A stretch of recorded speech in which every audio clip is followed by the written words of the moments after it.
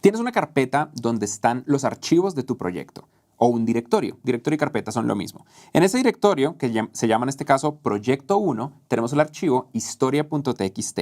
Y cuando entramos por consola a ese archivo y escribimos el comando git espacio init, pasan muchas cosas. En particular, pasan dos. Se crea un área en memoria RAM que se llama staging. Es un área completamente desconectada, funciona en memoria RAM y es donde al principio vas a ir agregando tus cambios y se crea el repositorio. Ese repositorio es esa carpeta que tú conoces como la carpeta .git y ahí van a estar todos los cambios al final de tu proyecto. Una vez haces cambios a tu archivo, lo agregas al staging area, al área de memoria RAM donde vas a guardar todos tus cambios usando el comando git espacio add. Y a ese comando le agregas el archivo. Cuando tú escribes add, este archivo pasa a vivir en staging. Y en este momento el archivo está esperando a que lo envíes al repositorio.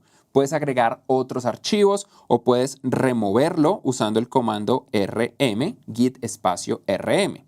Pero asumiendo que no lo remueves y que todas las cosas que tú hiciste ahí son exactamente lo que tú querías, lo que haces ahora es un commit usando el comando commit. Puede que con -m le agregues un mensaje, el mensaje que quieras, y al hacer eso, el archivo se va al repositorio. Y ese repositorio tiene un nombre por defecto. Su nombre es master. Y master es donde va a estar todos los cambios que tú hagas. Entonces, staging es la memoria RAM. Es el estado temporal al que tú agregas archivos que vas cambiando.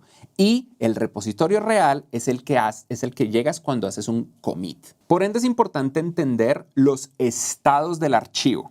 Cuando todavía no le has dado git add, el archivo está sin rastrear, o llamémoslo en inglés untracked. Significa que no lo está rastreando nada. Una vez tienes el git add, el archivo entra al estado tracked. Es decir, lo estamos rastreando. Y ahí hace parte de staging. Eso es que el archivo está traqueado. Pero no es hasta que le das add que esos cambios quedan realmente traqueados. La primera vez que le das add, Git está revisando, ¿hay cambios o no hay cambios? ¿Hay cambios o no hay cambios? Una vez le das add, sabe, hay cambios. Y esa modificación se va a staging. Es posible tener un archivo modificado que no esté en staging. Eso es cuando le hacemos los cambios a historia, pero no le hacemos el git add. Entonces, la única forma en la que realmente esa modificación llegue a staging es dándole el git add. De esa manera sabemos que está traqueado.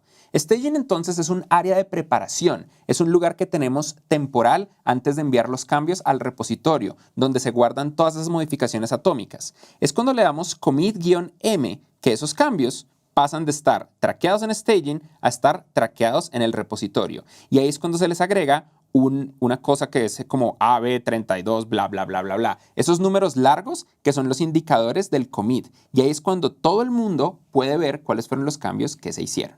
¿Qué pasa cuando quieres traerte un cambio que está en el repositorio, pero que no está en tu carpeta? Por ejemplo, si un miembro de tu equipo hizo un cambio al archivo, que tú no lo tienes en tus archivos locales porque trabajaron sobre el mismo archivo.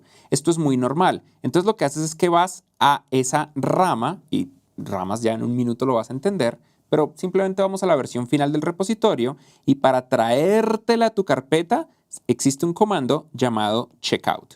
Con checkout tú traes los últimos cambios o los cambios que tú quieras, puedes ir no a los últimos sino a una versión justo antes, hacia tu carpeta. Con esto puedes traerte todos los cambios o puedes traerte solo ciertos cambios o puedes traerte los cambios de solamente ciertos archivos, dependiendo de cómo modifiques el comando checkout. Recuerda que cada vez que haces un commit de tu archivo hacia el repositorio, estás creando una nueva versión, versión 1, versión 2, versión 3, etc.